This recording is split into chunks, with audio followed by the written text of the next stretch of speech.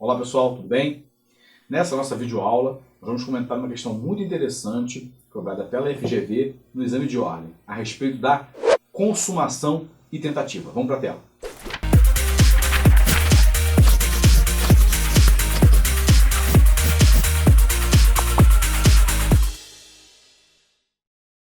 Questão, pessoal, cobrada pela FGV no 19º exame de ordem. Durante uma discussão, Teodoro, inimigo declarado de Valentim, seu cunhado, golpeou a barriga de seu rival com uma faca, com a intenção de matá-lo. Gravem isso, porque isso é importante. Com a intenção de matá-lo. Ou seja, esse era o dolo inicial do agente. Tá? Esse era o dolo inicial, o dolo de matar. Animus necandi.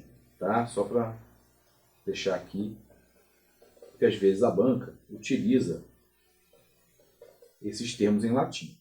Animus necandi. Dolo de matar.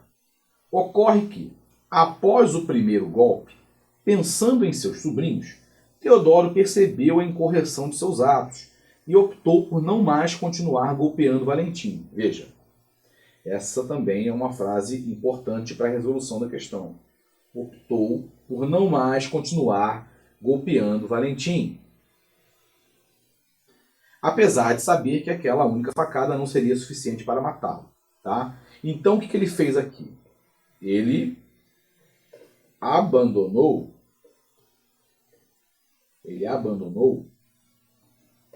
a execução.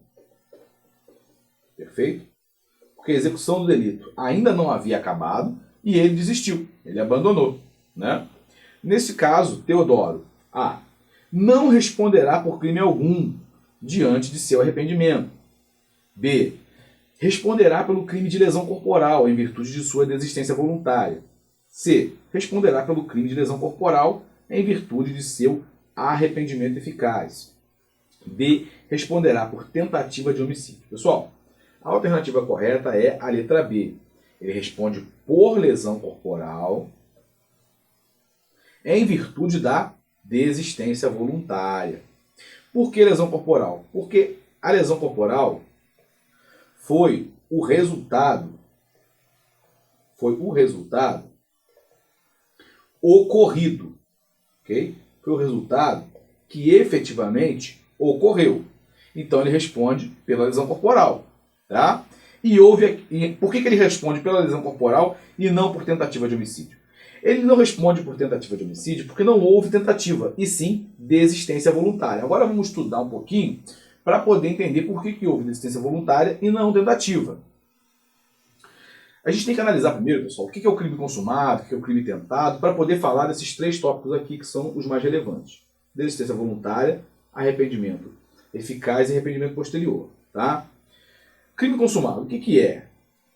O crime consumado, pessoal, ele ocorre quando todos os elementos do tipo penal, né, da definição legal do delito, da conduta, eles estão presentes.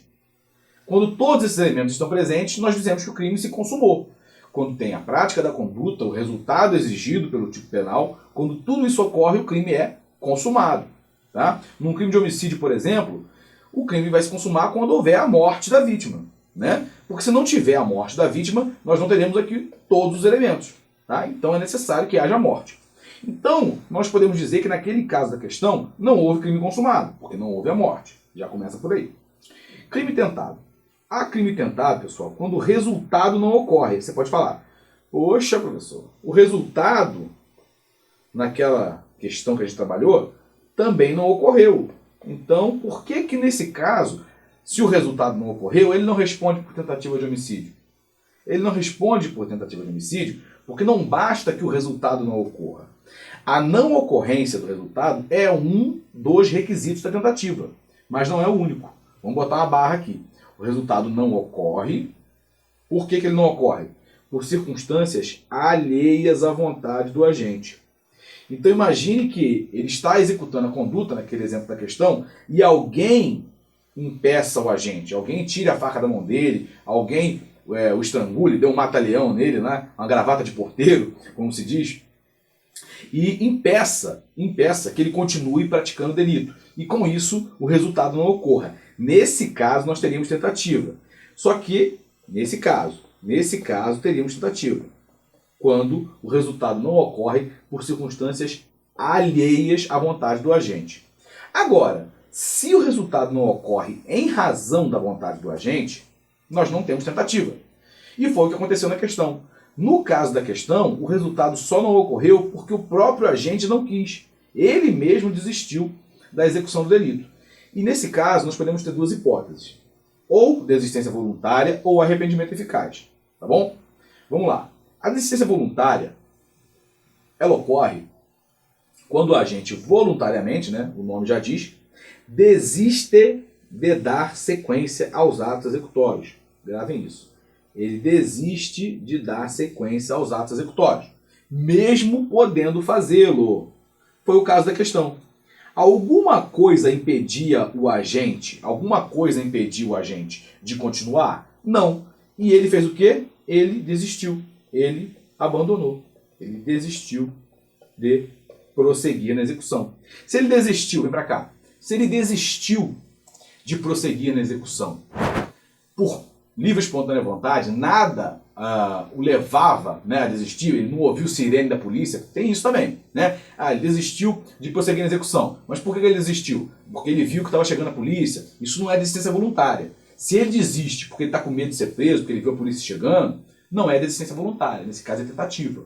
Porque ele só desistiu porque a polícia chegou. Então, na verdade, o que levou à não ocorrência do resultado seria a presença da polícia, e não a sua vontade. Então, nesse caso hipotético de estar chegando a polícia, nós teríamos tentativa, e não desistência voluntária. No caso aqui, nada impedia o agente de continuar. Ele podia continuar esfaqueando seu cunhado até a sua morte, mas ele não quis. Falou, não, chega, sou uma pessoa boa, sou cristão, né? Não vou continuar fazendo isso. Pensei nos meus sobrinhos, e desistiu de prosseguir na execução. Como ele desistiu de prosseguir na execução e o resultado não ocorreu em razão disso, ele não responde por tentativa. Mas ele fica impune? Não, ele não fica impune. Ele responde pelos atos, pelos resultados que ele efetivamente já praticou. Ele efetivamente já causou. E o que ele efetivamente já causou? No caso da questão, ele efetivamente já causou lesão corporal, porque ele já esfaqueou o seu cunhado. Então não é justo que ele fique impune.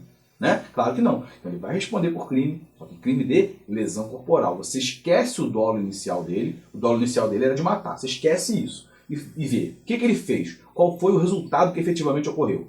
Uma lesão corporal. Então ele responde por isso. Tá? Isso é a desistência voluntária lá do artigo 15 do Código Penal. Vem para a tela. E o arrependimento eficaz? Bom, o arrependimento eficaz é bem parecido com a desistência voluntária. Só que tem um porém, uma diferença. Aqui, o agente já praticou todos os atos executórios. Tá? Ele já praticou todos os atos executórios. E depois de praticar esses atos executórios, ele age para evitar que o resultado ocorra. Vem para cá. Então, no exemplo que a gente trabalhou da questão, imagine que ele já tivesse acabado de esfaquear. Já acabou, jogou até a faca fora. Está feliz e contente indo embora para casa porque esfaqueou o seu cunhado e está lá torcendo para que ele morra. Só que ele dá 3, 4, 5 passos, depois de acabar com a execução, e o cunhado está agonizando lá, ele fala, poxa, não é isso, né? Eu não posso fazer isso com o meu cunhado. Eu tenho que socorrer, eu vou evitar que esse resultado ocorra. Ele se arrepende. Depois de praticar a conduta já acabou, ele já executou a conduta, ele já esgotou a sua potencialidade lesiva ali, falou, já acabou a conduta, ele se arrepende. Se arrepende do que ele fez, volta atrás e com a sua conduta ele consegue impedir que o resultado ocorra. Depois de praticar o crime, depois de praticar a conduta, ele se arrepende do que fez e impede a ocorrência do resultado. Nesse caso, nós temos arrependimento eficaz. Lembre-se do nome, eficaz. Tá? Eficaz. Por que eficaz? Porque ele tem que ser de fato eficaz. Aquele arrependimento tem que ter eficácia. E qual é a eficácia do arrependimento nesse caso? É evitar a ocorrência do resultado. Qual é a solução? É a mesma da desistência voluntária.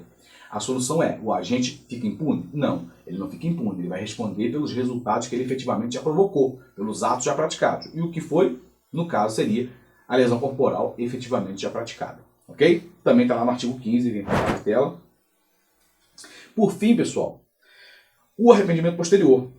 Ele não exclui o crime. O arrependimento posterior não exclui o crime. Cuidado. No caso da desistência voluntária ou do arrependimento eficaz, o agente não responde pelo crime que ele queria, não responde por tentativa de homicídio, tá? Então, no caso do arrependimento posterior, ele não vai atuar na configuração do delito. O delito já ocorreu, já acabou, já está consumado, etc. Ok. Entretanto, apesar de já ter consumado, o agente repara o dano provocado ou restitui a coisa. Não é todo crime, claro, que aceita isso. Um exemplo de crime que vai aceitar é o furto, né? A gente vai lá e repara o dano ou restitui a coisa furtada, por exemplo. E qual é a consequência nesse caso? Ele vai ter a diminuição de sua pena, de 1 a 2/3. Tá? Veja, no caso do arrependimento posterior, o crime já ocorreu, já foi consumado, mas o agente, em razão do arrependimento, que é posterior à consumação do delito, o crime já consumou, ele vai ter a pena reduzida de 1 a 2/3. Só que não cabe o arrependimento posterior em qualquer caso, tá? Só cabe quando não houver, nos crimes em que não houver violência ou grave ameaça à pessoa. Tá? Então, por exemplo, no roubo praticado com violência ou grave ameaça à pessoa, não vai poder ser aplicado o arrependimento posterior. Tá? Cuidado com isso. E, além desse requisito, nós temos outro. A reparação do dano ou restituição da coisa tem que ser anterior ao recebimento da denúncia ou da queixa. Então, se o agente repara o dano ou restitui a coisa num furto, por exemplo, que é praticado sem violência ou grave ameaça, ele pode ter o arrependimento posterior? Pode, desde que seja antes do recebimento da denúncia ou queixa. Se for depois, ele não vai, não vai ter a aplicação do benefício do arrependimento posterior. Muito cuidado com isso. Então, para fechar, vem para cá. Muito cuidado com isso, tá, pessoal? Arrependimento eficaz, desistência voluntária e arrependimento posterior. Numa escala evolutiva, né, da conduta, gravem. A desistência voluntária ela ocorre durante a execução, durante a conduta, durante a prática do delito, durante a execução do delito. O arrependimento eficaz ocorre entre a execução da conduta e o resultado. Tá? Os dois impedem o resultado. E o arrependimento posterior, ele ocorre depois do resultado, depois da consumação. Tá? Por isso que o arrependimento posterior não vai influenciar no resultado. O crime já está consumado, ele vai responder pelo crime, só que, em razão do seu arrependimento posterior, ele vai ter sua pena diminuída de 1 a 2/3, desde que cumpra os requisitos exigidos lá pelo artigo 16 do Código Penal. Muito cuidado com isso, tá bom? Pessoal, eu agradeço a todos pela atenção, espero que esse nosso vídeo possa ter sido útil a vocês, possa ajudá-los nessa longa, árdua, mas recompensante caminhada em busca da tão sonhada vermelhinha. Agradeço a todos e até a próxima.